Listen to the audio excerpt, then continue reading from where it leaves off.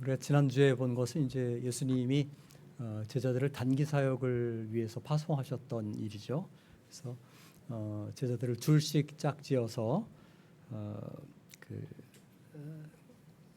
이렇게 보내셨고, 또 지난주 봤던 말씀을 보게 되면 그 사역이 굉장히 성공적이었다라는 것을 알게 됩니다. 그래서 12절에 보면 제자들이 회개하라고 나가서 전파했고, 또 귀신들을 쫓아냈고, 능력을 나타냈고 했던 것을 보게 됩니다. 이런 이제 제자들의 사역 때문에 결국 예수님의 이름이 더 확연하게 드러나게 되는 것을 봅니다. 물론 이전에도 예수님의 소문이 많이 퍼져 나갔었죠. 그런데 이제는 두드러질 만큼 예수님의 면모가 세상 사람들 앞에 확연히 드러나는 것입니다. 그래서 사람들은 의문을 갖죠. 도대체 이 예수가 누구인가? 나사렛 예수의 정체가 무엇인가? 도대체 이 사람이 어떤 사람인가 하는 궁금증을 갖게 됩니다. 그래서 앞에 있었던 사건들에서도 그렇지만 이제 이 복음서의 후반으로 갈수록 이런 의문이 더 심화되어 가고 증폭되어 가는 것을 보게 돼요. 오늘 본문에서 사람들은 예수님에 대해서 엘리야가 다시 온 것이다 라고 말하는 사람도 있고, 선지자 가운데 한 사람이 살아났다 라고 말하는 사람도 있고, 심지어는 죽은 세례 요한이 되살아난 것이다 라고 말하는 사람도 있었습니다. 마가는 이제 이런 반응을 왜 기록하는가? 그것은 이 복음서를 읽는 사람들로 하여금 이 예수가 세례 요한이나 선지자나 엘리야보다 더 뛰어난 분이다라는 것을 알게 하고 주목하게 하려는 것이죠. 그런데 이제 마침내 이런 예수님의 소문이 헤롯 왕에게까지 들려왔습니다. 그래서 헤롯은 이 예수가 도대체 누군가라고 생각을 하다가 자기가 목베어 죽인 세례 요한이 살아난 것 아닌가라고 생각하기에 이릅니다. 여기에 나오는 이제 헤롯은 헤롯 안티파스입니다. 그러니까 성경에는 헤롯이 굉장히 여러 사람이 등장해요. 근데 이름을 그냥 헤롯이라고만 해놔서 우리는 동일인처럼 혼동하기가 쉽습니다. 예수님이 태어나실 때 등장하는 헤롯은 헤롯 대왕이에요. 이 헤롯 대왕에게는 여러 아들이 있었어요. 그 첫째가 헤롯 아켈라오스입니다. 헤롯 아켈라오스는 유대 지역을 다스리는 그런 분봉 왕이었어요. 그러니까 말하자면 로마가 그 한 지역을 다스리도록 이렇게 임명한 것이죠. 그래서 그러니까 아켈라오 이렇게 나오는데, 헤롯 아켈라오스는 유대 지역의 분봉 왕이에요. 그리고 이제 오늘 본문에 나오는 헤롯 안디바 혹은 헤롯 안티파스는 갈릴리와 베레아 지역을 맡아서 다스리던 그런 왕이었습니다. 그리고 이제 세 번째 인물, 이 지금 말하는 헤롯 안티파스가 나중에 예수님의 죽음에 관여하는 인물이에요. 그리고 이제 그러니까 세 번째 인물이 헤롯 빌립인데, 헤롯 빌립은 성경에 등장하지 않습니다.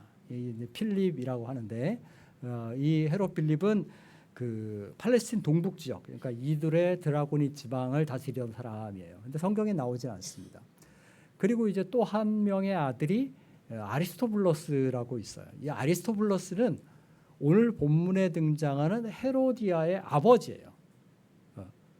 그리고 마지막 인물이 헤롯 안티파스의 배다른 그 동생인데, 마리암네라는 여인과 사이에 난 그 아들이 똑같은 이름을 가진 빌립이라는 인물이에요. 이 빌립이라는 인물이 누구와 결혼합니까? 아리스토블러스의 딸인 헤로디아와 결혼을 해요. 그러니까 빌립은 누구와 결혼한 겁니까? 자기 조카 딸과 결혼한 거예요. 그러니까 이해가 가시죠? 너무 여러 사람이 등장하지만 헤롯의 아들이 여러 사람이 있어요. 첫째가 아켈라우스, 둘째가 안티파스, 그리고 셋째가 필립인데, 이 필립은 사실은 그 클레오파트라와 헤롯 대왕 사이에 태어난 아들이에요. 헤롯 필립. 여기는 성경에 등장하지 않는다 그랬어요. 그리고 그 다음 인물이 아리스토블러스, 그리고 또 배다른 동생인 빌립이 또 하나 있는 거예요. 근데 이제 이 아리스토블러스의 딸이 헤로디아입니다. 근데 빌립은 자기 조카, 막내인 빌립은 자기 조카 딸인 헤로디아와 결혼을 하게 됩니다. 그런데 이런 헤롯 오늘 본문에 등장하는 헤롯 안티파스가 세례 요한의 소문을 듣고 놀란 이유는 뭐냐면 세례 요한의 죽음과 관련이 있어요. 본문 17절에 전해라고 말하는데 이 전해라는 말로 우리가 알 수 있는 것은 17절에서 29절까지는 삽입된 내용이에요. 그러니까 예전에 있었던 사건을 회상하듯이 기록한 겁니다. 그러니까 요한의 이야기를 듣고 헤롯이 전에 있던 일을 상기하고 그 마가가 그 사건을 여기에 끼워 넣는 것이죠. 그런데 이 세례 요한의 죽음의 내용은 본문에 나타나는 그대로 그냥 명확합니다. 헤롯 안티파스는 본래 아까 말한 것처럼 원래의 아내는 아라비아 왕인 아레타스의 딸을 아내로 삼았었어요. 그런데 이 헤롯 안티파스가 빌립의 아내가 된 헤로디아에게 반합니다. 그래서 헤로디아는 헤로디아대로 빌립과 이혼을 하고 또 안티파스는 안티파스대로 자기 아내와 이혼을 해요. 그리고 이 두 사람이 다시 결혼을 합니다. 그러니까 정말 우리로서는 상상도 못할 일이 벌어지는 것이죠. 자기 조카 딸과 결혼하는 것도 그렇고 또 동생의 아내를 자기 아내로 취하는 이런 폐륜과 불륜, 끔찍한 악행이 이루어진 겁니다.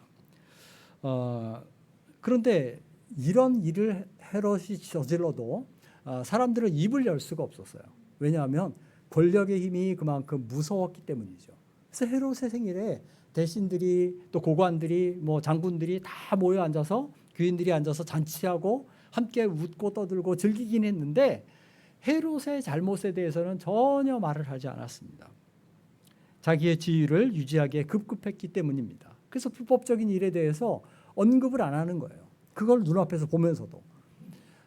우리가 이제 과거의 독재 정권 시대를 지나왔는데 이 무법한 권력의 힘이 얼마나 큰가를 저는 종종 생각을 합니다.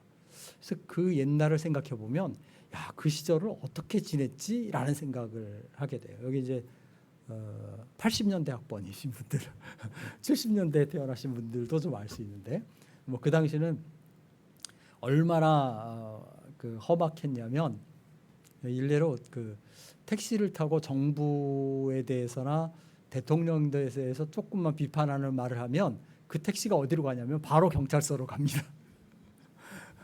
대한민국이 그런 시절을 지나왔어요.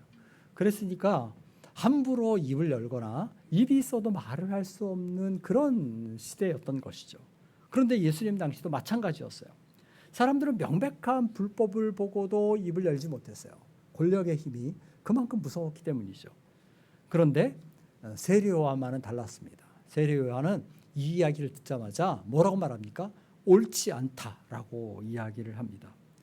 18절을 보면 요한이 헤롯에게 말하되 이렇게 얘기를 해요. 요한이 헤롯에게 말하되라고 한 것을 보면 요한은 멀찍이서 딴 데서 비판한 것이 아닙니다. 어떻게 한 거예요? 헤롯을 직접 대면해서 면전에서 뭐라고 말하냐면 이것은 불법이다, 잘못이다 라고 지적한 것입니다. 요한의 이런 지적은 이기적인 동기에서 나온 것이 아니죠. 그 당시 사람들이 요한을 수종을 했는데 사람들의 지지를 더 많이 얻고자 이런 일을 한 것도 아닙니다. 오늘날 정치판이나 선거 현장에서 보듯이 상대방을 흠집내서 자기를 조금 더 돋보이게 하려는 그런 의도도 아니었어요. 요한의 지적은 절대적인 하나님의 말씀에 비추어 봐서 그것이 불법이고 죄고 잘못이기 때문에 이야기한 겁니다. 레위기 18장을 보면 율법은 말하기를 고륙지치를 범하는 그런 죄는 그런 악행은 범하지 말라 이렇게 얘기를 합니다. 그런데 살아있는 형제의 아내를 빼앗는 것은 물론 그것은 분명히 하나님의 말씀을 어긴 명백한 범죄였죠. 그런데 그 당시에 생각해 보세요. 수많은 율법 교사들이 있었습니다. 율법에 정통하다고 말하는 바리새인들, 서기관들이 있었어요. 스스로 경건하다고 자랑하는 많은 사람들이 있었습니다. 그런데 아무도 그 잘못을 지적한 사람이 없어요. 왜냐하면 다 자기의 안위나 지위를 유지하는 데 급급했기 때문입니다. 그러나 요한만은 자기 생명을 걸고 목숨을 걸고 거리낌 없이 그 악행을 지적을 해요. 그는 분명히 이 일의 결과가 어떻게 될지를 예상하고 있었을 것입니다. 그럼에도 불구하고 요한은 아닌 것을 그렇다라고 말할 수가 없었어요. 더구나 요한은 말을 듣기 좋게 돌려서 하는 재주는 없었던 것 같아요. 굉장히 강직합니다.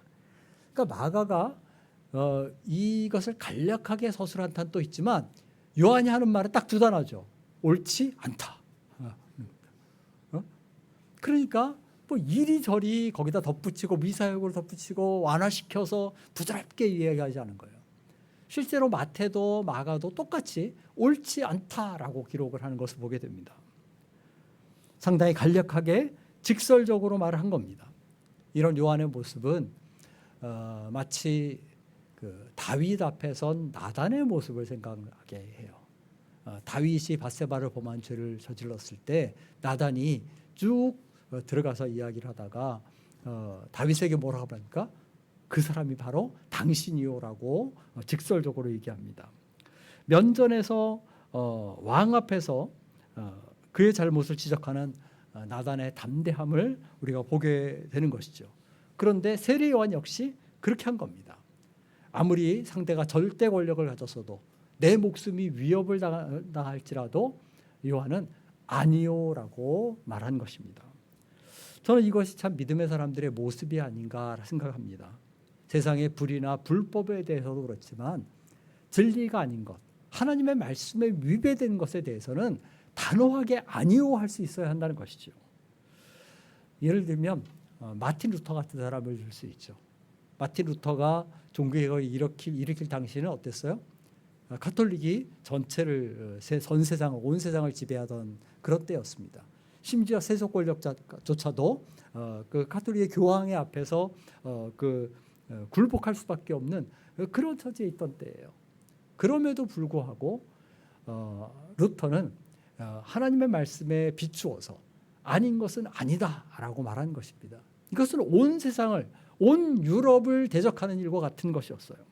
그러나 진리를 파수하는 일에 그의 어긋나는 잘못을 지적하는 일에 루터는 주저함이 없었습니다. 그것 때문에 정죄를 당하고 파문을 당했을지라도.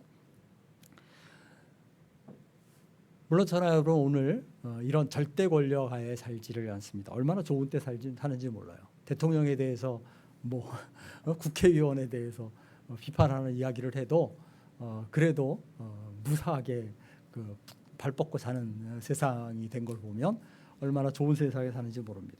그런데 이런 세상에 우리가 살지만 하나님은 오늘날도 우리에게 하나님의 진리에 대해서는 분명하고 단호하게 어긋난 것은 아니오 할 수 있는 용기와 담대함을 요구를 하십니다. 한 가지 예를 들면 요즘 사람들은 동성애에 대해서 굉장히 너그럽습니다. 뿐만 아니라 성전환에 대해서도 너그러워요. 또 합당한 혼인의 테두리를 벗어난 혼전관계나 혼외관계에 대해서도 굉장히 다른 때보다 너그러운 그런 시대입니다. 이럴 때 동성애를 비판하거나 성전환이나 성개방풍조를 비난을 하면 구시대적이고 고전적인 생각을 가지고 있다고 대뜸 반박하고 질타하고 비난합니다. 그런 말을 하는 사람은 시대의 흐름에 역행하는 고리타분한 사람이다 라고 여기는 받기가 쉬워요. 그래서 우리는 종종 세상이 이야기하는 이런 문제들에 대해서 적당히 얼버무리거나 말을 안 하고 넘어가는 경우들이 많이 있습니다.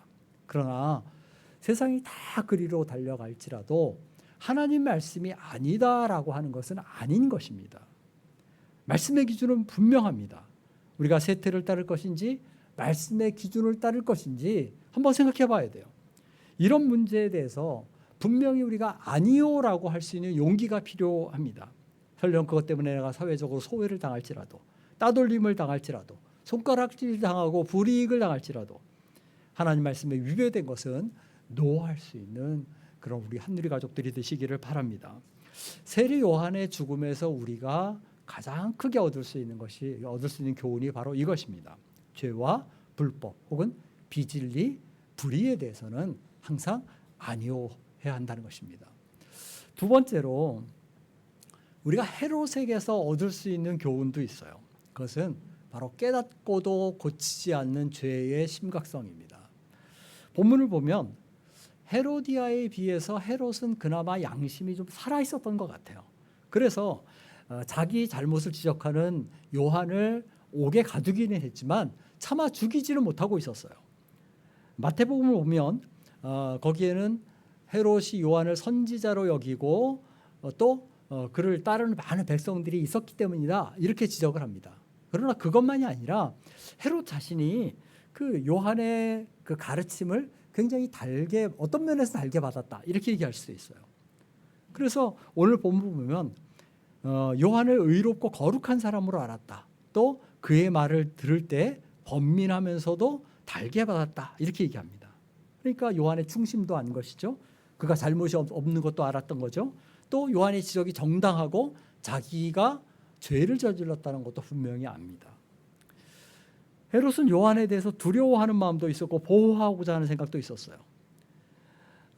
요한의 메시지가 그의 양심을 이렇게 양심의 가책을 주고 그를 괴롭혔지만 그는 요한에게서 나오는 하나님 말씀을 기쁘게 받았습니다.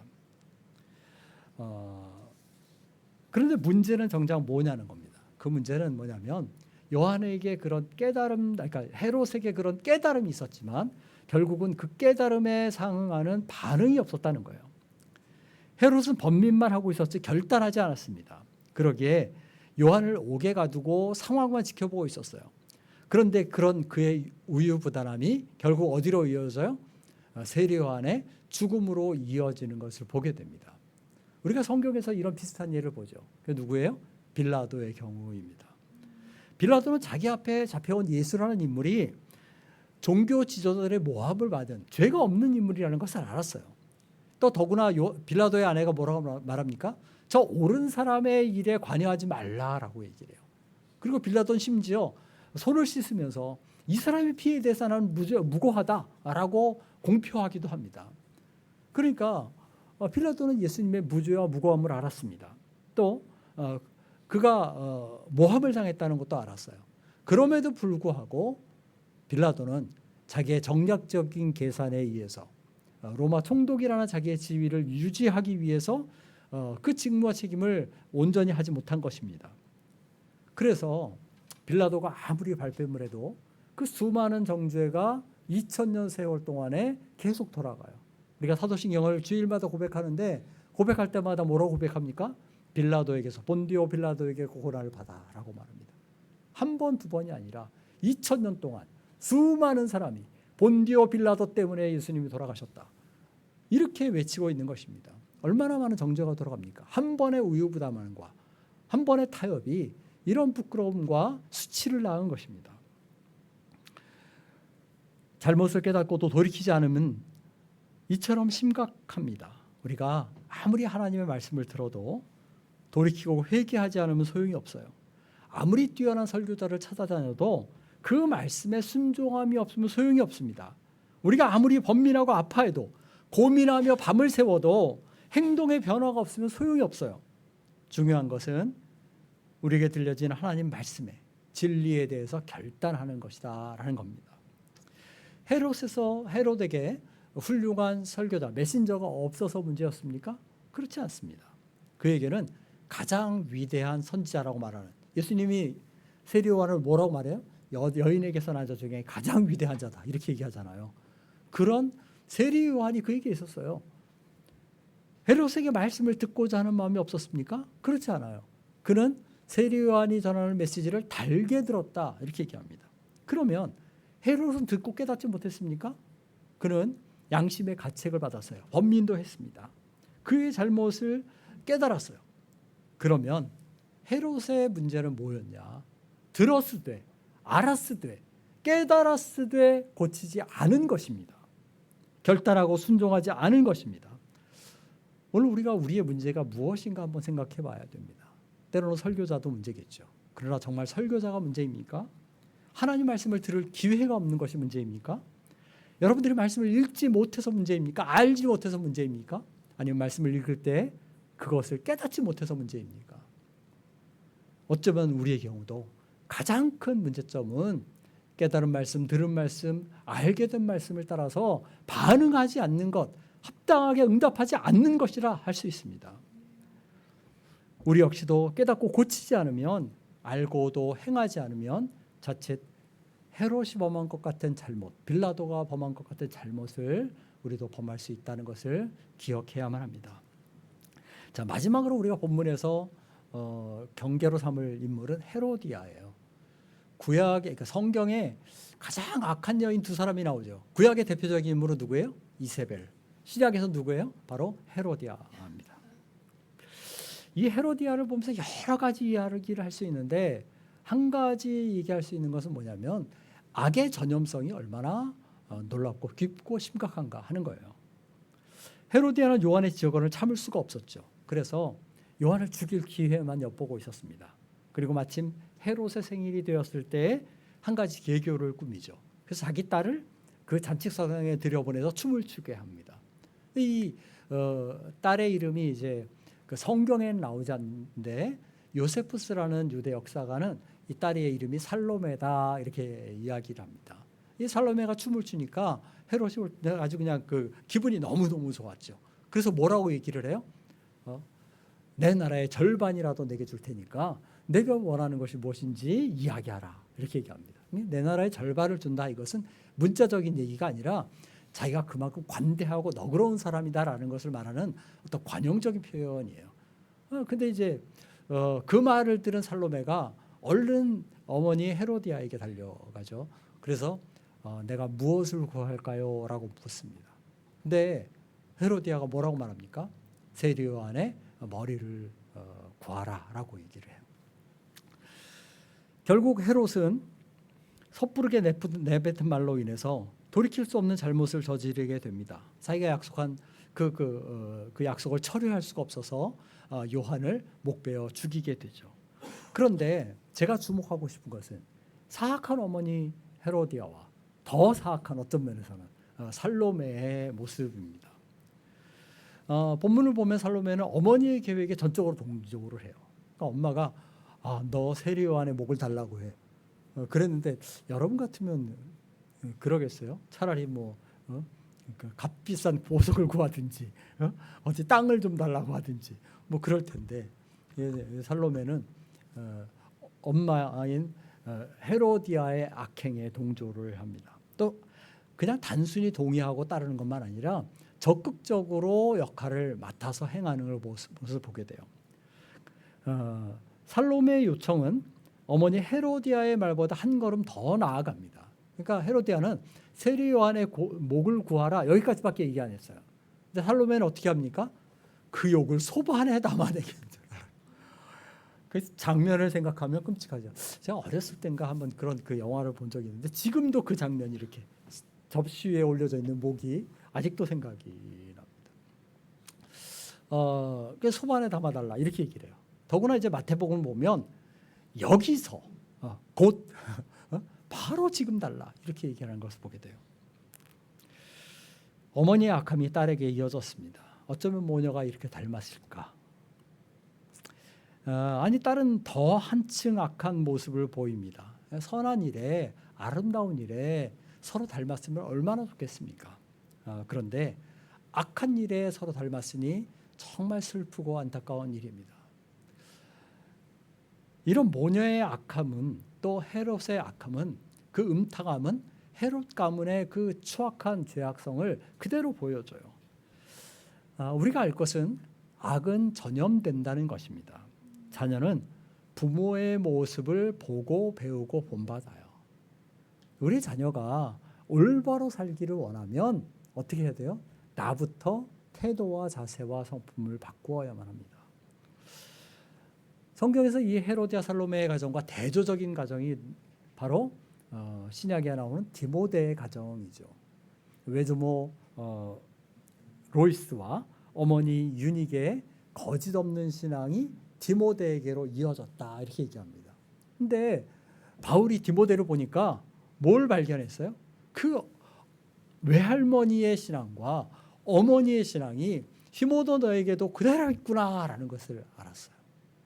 저는 우리 한누리에 속한 모든 가정은, 또 부모와 자녀는 이 디모데의 가정과 같고, 디모데, 로이스, 유닉의 디모데로 이어져가는 이 믿음의 가게를 이어가는 사람들 되기를 간절히 바랍니다.